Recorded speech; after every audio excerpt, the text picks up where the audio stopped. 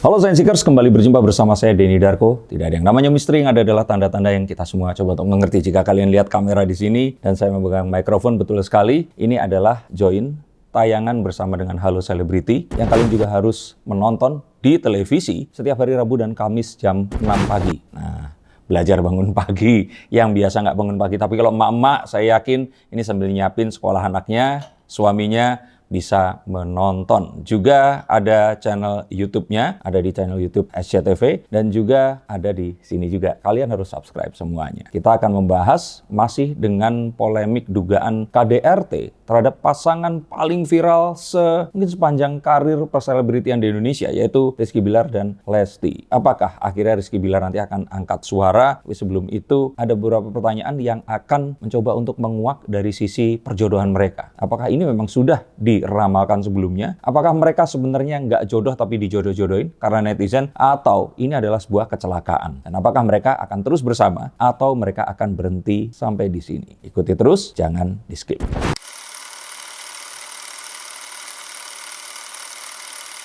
Baik, sebelum saya menjawab, mungkin lebih pasnya ini dijawab oleh seorang yang bisa menerawang nama. Tapi saya akan lihat menggunakan ekspertis saya, kartu-kartu tarot yang ada di depan sini. Saya ambil kartunya. Saya kira The Knight of Wands ini Lesti Kejora. Kejora ini kan selalu dihubungkan dengan bintang. Sinar bintang yang jauh. Dan tahukah kalian bahwa sebenarnya sinar bintang itu adalah sinar bintang yang itu sinar sekitar beberapa ribu tahun yang lalu yang kita lihat. Loh kok seperti itu? Karena bintang tersebut jaraknya miliaran cahaya dari kita. Artinya apa? Cahayanya sampai ke sini itu baru setelah sekian ribu atau jutaan tahun baru kita lihat. Jadi itu adalah sinar yang lama. Nah, dibilang bintang Kejora adalah bintang yang bersinar paling terang. Kalau dari harapannya, saya pikir di sini adalah sebuah nama yang pas. Nama yang kalau ternyata orangnya tidak sama-sama hebat, pasti akan keberatan nama, terus kemudian bikin sakit kalau kepercayaan beberapa orang-orang di Indonesia menurut kepercayaan adat. Tapi dilihat di sini, harapan dari nama yang akhirnya disematkan kepada nama asli Lestiani ini ternyata nggak keberatan, jadi memang cocok. Dan ini ternyata adalah sebuah harapan. Harapan juga, harapan untuk apa? Ya harapan untuk agar apapun yang terjadi, sinarnya akan bisa menerangi. Dan sinar itu sendiri, kadang artinya di sini adalah, kalau kita lihat lilin kan, lilin itu kan menyala, dan nyala lilin itu kan membakar lilinnya, artinya menghabiskan dan melukai dirinya sendiri. Tapi terangnya itu menerangi orang-orang yang lain. Di sini kita mendapatkan arti dari Kejora itu sendiri, bahwa akhirnya dia ini bisa memberikan sebuah inspirasi, tidak hanya inspirasi yang positif, tetapi juga jika ternyata ada wanita di luar sana yang mengalami KDRT, beranilah untuk melapor seperti Lesti. Artinya namanya di sini mengandung tentang sebuah keberhasilan, karir yang bersinar, inspirasi, dan keberanian. Oke, saya akan lihatkan Rizky Billar. Saya ambil kartunya.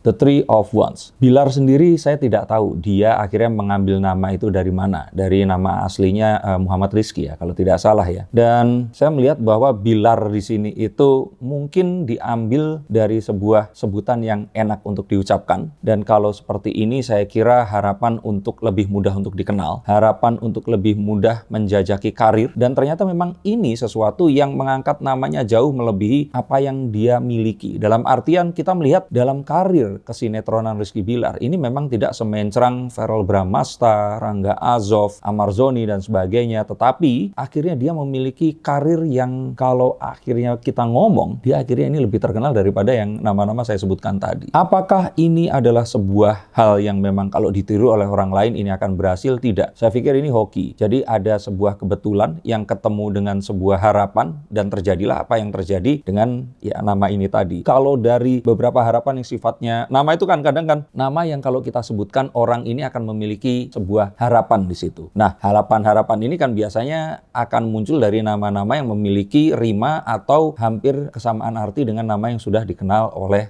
orang lain. Misalkan seperti Rizky atau Ridho. Nah, Rizki itu kalau memang yang disebutkan diambilin cuma rizki terus di belakangnya tidak ada lagi, ya harapannya memberikan rezeki di situ. Tapi kalau ridho di sini, ya diharapkan mendapatkan restu atau sebuah persetujuan. Nah, kalau saya kira Rizky Bilar ini, Bilarnya tidak memberikan sebuah nama yang terus kemudian memberikan arti tertentu, tetapi memang gampang penyebutan dan gampang pengingatan. Tapi ternyata nama Rizkinya ini tadi, ini besar sekali pengaruhnya. Rizki kan dari bahasa, kalau tidak salah Arab ya, bahwa ini adalah sebuah rezeki, satu pemberian Tuhan, ilahi, God given. Dan kalau menurut saya apa yang dia miliki saat ini adalah God given. Jadi kalau diulang lagi, belum tentu akan seperti itu. Nama Rizki yang lain pun belum tentu juga akan mendapatkan rezeki yang sama. Ini yang bisa saya lihat. Untuk lebih tepatnya, siapa tahu ada yang ahli di sini untuk artikan nama baik dalam primbon atau dari yang lain, silakan tulis komentar nanti di bawah sini.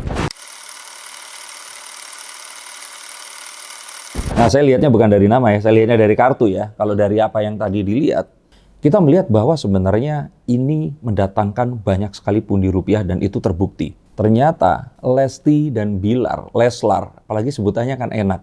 Pas cari plat nomor mobilnya pun ternyata ada L35 LAR ya. Ya betul ya. Ini kayak semuanya itu kayak dipasin gitu loh. Jadi kalau kita lihat memang akhirnya ada sebuah kecocokan secara ketidaksengajaan, tapi tidak sengaja ini kan ketidakmampuan manusia untuk melihat pola yang lebih besar. Dan saya lihat di sini ini memberikan sebuah kombinasi yang luar biasa. Seharusnya ini adalah kombinasi yang saling melengkapi. Ada yang kadang kita melihat artis itu sama-sama cantik, sama-sama ganteng. Misalkan yang lagi viral nih hari ini, Baim Wong dan Paula. Nah, saat Baim Wong dan Paula kita lihat sama-sama cantik, ganteng, dari dunia yang juga berbeda, modeling dan juga sinetron dan film. Tapi saat digandengkan, ini cocok karena sama. Nah, kalau Rizky Bilar dan Lesti ini datang dari ladang yang berbeda. Lain ladang, lain belalang. Jadi kalau saya kira sih ini mereka datang dari tempat yang berbeda. Mereka akhirnya mewakili satu pencapaian di tempat yang mereka sudah capai ini tadi. Terus mereka ini bersama saling mengisi. Harusnya ini akan menjadi sebuah kombinasi yang baik. Jika ternyata, kalau saya boleh kutip kata-kata dari almarhumah Mbak Yu, kalau ternyata mereka berdua ini mengesampingkan ego dari diri mereka. Atau tidak melanggar pakem. Nah, itu yang dikatakan oleh almarhumah.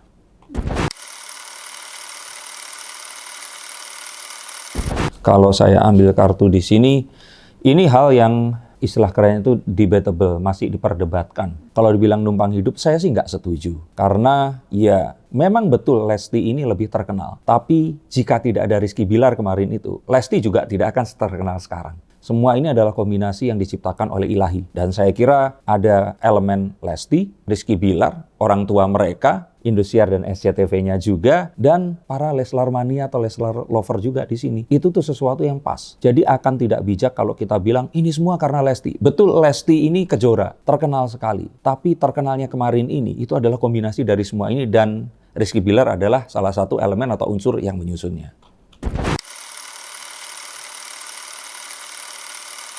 Harapannya seperti itu, harapannya memberikan sesuatu yang baik. Dalam artian apapun perbedaan di antara mereka harusnya akan terpupus dengan kehadiran sang anak ini tadi. Tapi sepertinya terjadi sesuatu yang tidak diinginkan. Saya nggak bisa ngomong ini apa, karena mungkin ini sensitif. Terjadi sesuatu yang tidak diinginkan sehingga muncul mungkin ada kekecewaan di sini yang terus terjadi, dan akhirnya mereka lebih melihat banyak hal yang negatif dibandingkan hal yang positif yang ada. Kalau kita mengingat kisah Adam dan Hawa, Nabi Adam dan Siti Hawa, atau Adam and Eve kalau di Kristen ya, seperti itu. Apa sih yang kurang dari mereka? Sampai mereka ini diperkenankan untuk meminta dan mengambil apapun yang ada di surga, tapi tetap mereka penasaran dengan buah yang satu itu. Dan itu yang terus kemudian membawa mereka semua akhirnya dibuang dari surga Firdaus ke dunia atau ke bumi. Ini kepercayaan dan keyakinan agama saya ya, dan mungkin agama Samawi yang lainnya, yang artinya di sini adalah kegagalan melihat banyak anugerah, rizki yang mereka miliki dan menginginkan sesuatu yang di luar apa yang mereka miliki. Ini membuat hal ini jadi seperti sekarang ini. Dan seharusnya itu semua bisa ditahan jika mereka mengingat kepada si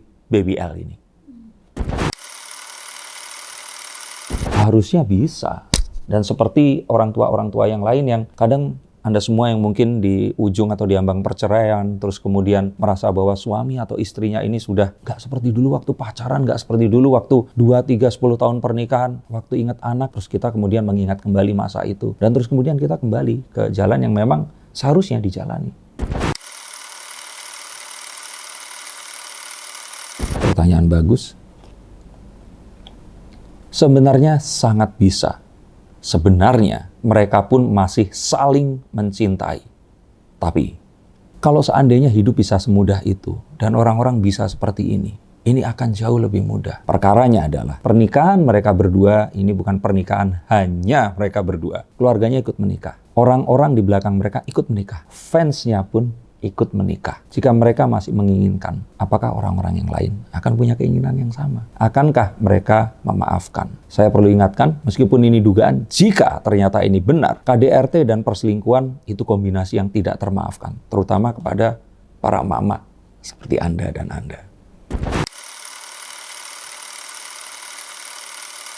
Kalau saya kira sebenarnya ya dari Bilar ya, karena saya melihat kalau dari kartu itu ada penyesalan sebenarnya. Dan dia pun sekarang ini diambang di tengah-tengah jalan. Dia mau meminta maaf, kalau saya pikir dia takut nanti malah akan terjadi serangan yang luar biasa. Dia ini diam saja. Sekarang juga orang mengartikan bahwa dia ini seakan-akan tidak peduli. Jadi kalau boleh saya kira di sini sebenarnya dari dia yang menyesal. Dan dia ini tahu kok, walaupun tadi yang dikatakan menumpang hidup itu tidak benar. Tapi dia tahu bahwa, saya katakan tadi Lesti dan Rizky Bilar, saat terus kemudian mereka ini bersama, ini terus kemudian melejit, mereka tidak akan bisa melakukan tanpa yang lainnya. Tapi yang lebih tidak mungkin bisa melakukan itu Rizky Bilarnya.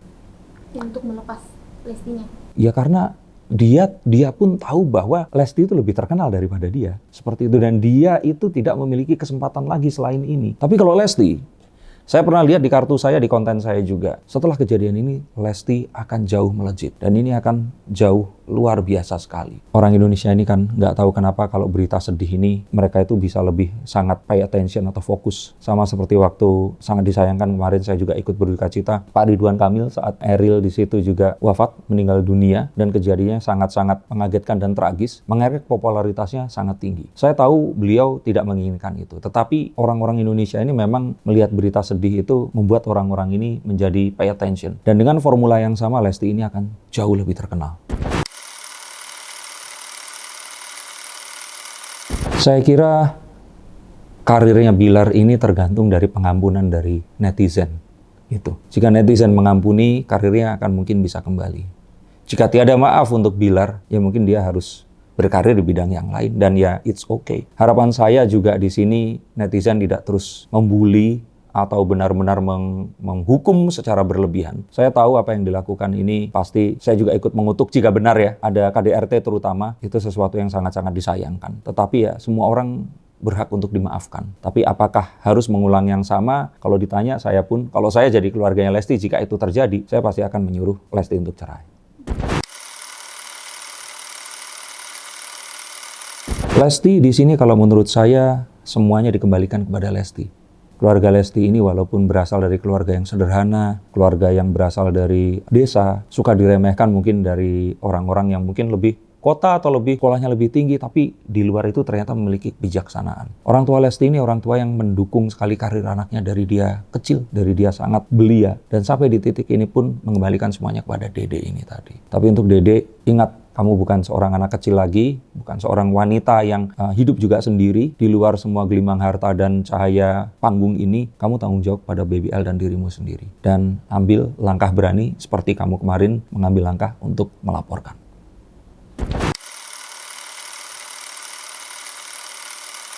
Kalau saya kira, iya, keluarga pun di sini itu kayak menyerahkan semuanya itu kembali ke Bilar. Karena memang dari keluarganya sepertinya yang paling sukses ya, dia di sini. Jadi mengingat ini, mereka itu lebih ke, ya namanya anak ya. Apapun itu pasti akan tetap dilindungi di sini. Tapi memang ini adalah jika memang terjadi satu hal yang sifatnya itu, Ten of Cups itu mengumpulkan banyak rasa ke dalam sebuah hal dan dia akan mempengaruhi banyak elemen hidup yang lainnya. KDRT ini yang berat. Kalau perselingkuhan itu lain hal ya. Dan nggak ada pidananya selingkuh terus kemudian dihukum. Tapi kalau KDRT itu masuknya bisa masuk ke penganiayaan. Dan jika ini memang benar ada, ini sangat disayangkan. Dan orang tuanya saya pikir ya mereka mengembalikan kepada Bilar sebagai seorang laki-laki yang dewasa dan ya harus mempertanggungjawabkan. Saya pikir keluarga Bilar tetap sayang, tetap ya menganggap ya ini adalah anak yang mereka sayangi. Tapi kembali lagi, seperti layaknya orang tua yang lain, ini pasti dikembalikan semua kepada Rizky Bilar. Dan keluarganya pun ini juga pasti akan, kalau saya kira atas perbuatannya juga menentang.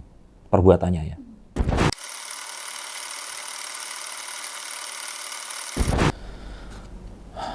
Sulit ya kalau saya kira itu anak itu hanya salah satu di antara 10 tongkat yang dipegang oleh orang di kartu saya ini. Jadi kalau yang saya boleh katakan dan terjemahkan, anak ini mungkin sekitar 20-30%-nya. Sisanya itu ya, kebayang nggak sih sekarang mereka ini sedang diteleponin dan dikejar oleh pihak mungkin juga kuasa hukum dari brand-brand dan juga pihak yang bekerja sama dengan mereka yang mempertanyakan ini lanjutannya gimana nih? Gue udah invest nih, udah apa? Itu yang aduh, itu kalau saya pikirin, saya pun ikut merinding akan seperti apa. Dan hal seperti itu tuh nggak mudah loh. Bahkan ada banyak orang-orang yang juga akhirnya memiliki perjanjian karena ya mereka harus menyelesaikan hal ini tadi. Jadi kalau saya kira besar kemungkinan mereka ini akan mempertahankan demi apapun ini tadi. Dan ini bukan karena uang ya, karena ini menyangkut kalau sampai ini one prestasi bisa saja mereka akan diseret ke meja hijau gitu.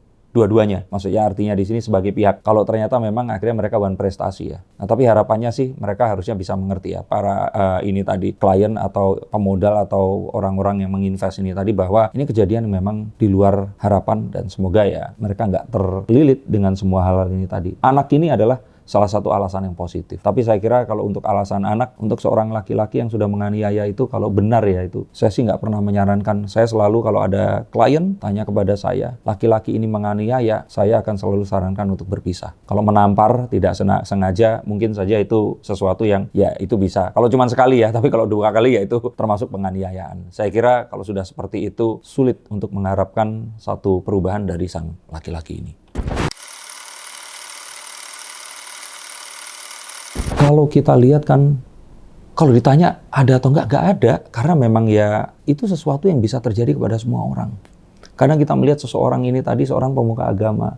Atau kita lihat orangnya ini terlihat dia lembut dan sebagainya. Ternyata menyimpan sebuah sifat yang berbeda. Saya pikir pertanyaannya mungkin lebih ke, ini bisa dilayangkan ke orang-orang yang lebih ahli, psikolog, psikiater. Nah ini bisa lebih mengomentari tentang ini tadi. Tapi kalau saya kira, satu yang ingin saya sampaikan pada masyarakat adalah jangan kita menilai seseorang dari penampakannya saja. Karena itu akan sulit. Dan kalau saya boleh artikan dari sini tanpa bermaksud membela Rizky Bilar ya. Bahwa kalau dilihat dari letak luka-lukanya dan sebagainya. Untuk kejadian yang ini saya pikir sih dari satu pertengkaran, terus kemudian yang wanita ini diduga ingin pulang, memaksa, yang laki-laki diduga menahan, terus kemudian memegang tangannya, karena yang perempuan ini terus kemudian ke arah yang lain. Jadi kalau pas dilepaskan itu kayak dibanting seperti itu. Tapi kalau saya kira sih, kalau sengaja dibanting kayaknya agak mungkin ya, menurut saya lah ya, tapi saya nggak mau menggiring opini di sini. Kita kan masih menduga dan saya melihat bahwa Bilar pun ini ada perasaan cinta kok. Jadi nggak terus setelah seperti ini semuanya digali lagi, terus dianggap kalau oh ternyata selama ini numpang, ternyata pura-pura cinta atau apa. Nggak seperti itu. Ini semua adalah, saya kira murni satu pertengkaran dalam keluarga yang bablas. Dan kemudian mungkin saja diduga memiliki kecenderungan ya orangnya temperamental. Tuh. Oh bukan, maksudnya itu berantemnya itu kemarin datang ke rumahnya nggak? Yang waktu ada malam pertama ada wartawan berantem, wartawan ya ribut-ribut. Saya tahu wartawannya itu, nggak enak saya sebut nama. Laki-laki dan perempuan itu kan kebablasan. Mereka akhirnya berantem mulut di situ. Nah jadi kalau menurut saya ini sesuatu yang tidak disengaja karena obrolannya tentang perselingkuhan itu tadi diduga ya. Terus kemudian ya pengen dipaksain pulang, terus ditahan, terus akhirnya ya kejadian itu tadi tarik menarik terus terjatuh. Kalau menurut saya lihat ya, ini dari dugaan juga bukan artinya sengaja disiksa begitu. Ada ketidaksengajaan yang saya lihat.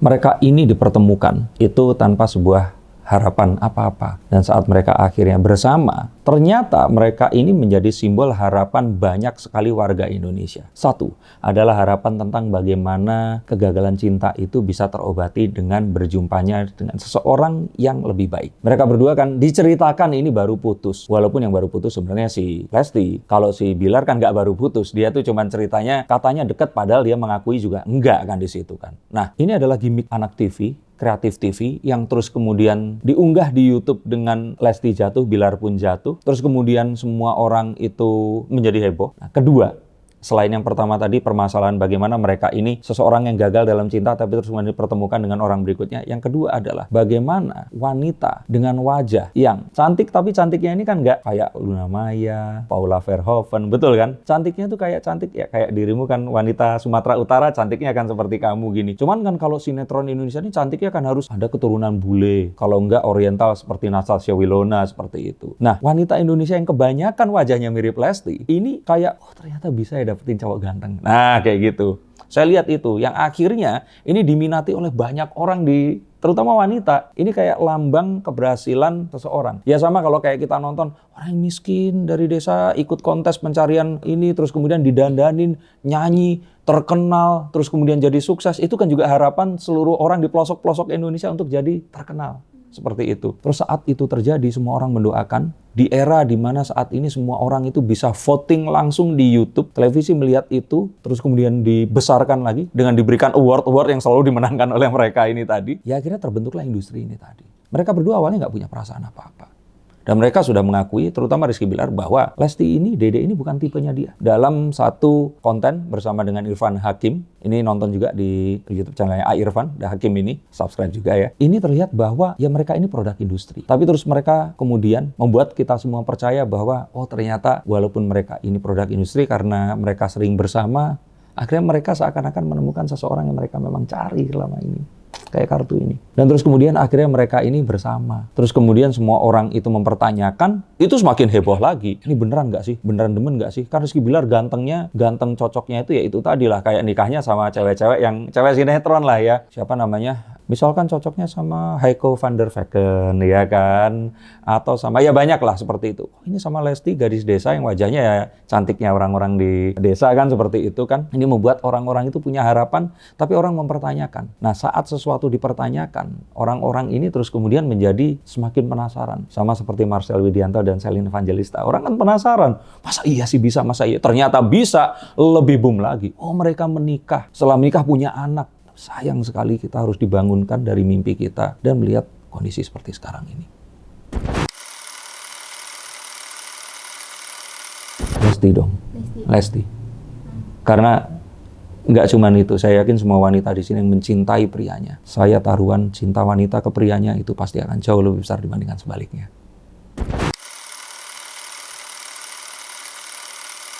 Kalau saya kira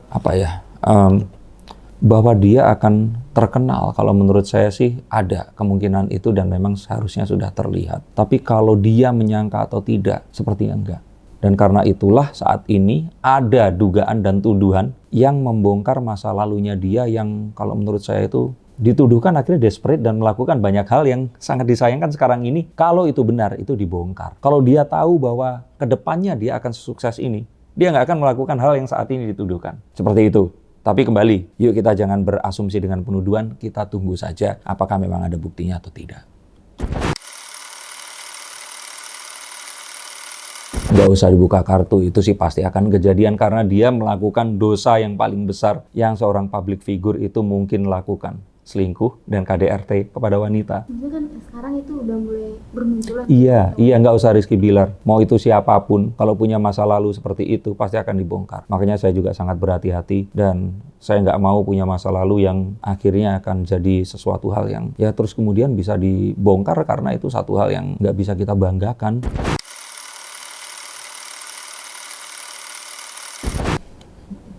Endingnya ini akan eskalasi, terus meningkat. Orang akan dibawa untuk mengikuti kasusnya, tapi saat di puncak nanti, ini seakan-akan senyap. Jadi sepertinya penyelesaiannya ini akan ada di balik pintu. Kita nggak akan pernah tahu. Dan nanti yang terjadi adalah, oh kami sudah obrolin, ini sudah selesai. Ini udah nggak, ngerti nggak? Sama kayak kemarin mereka ditanya, jadi gimana rencana menikah atau nggak nih? Mohon doakan aja. Nah sepertinya pola yang sama akan terjadi.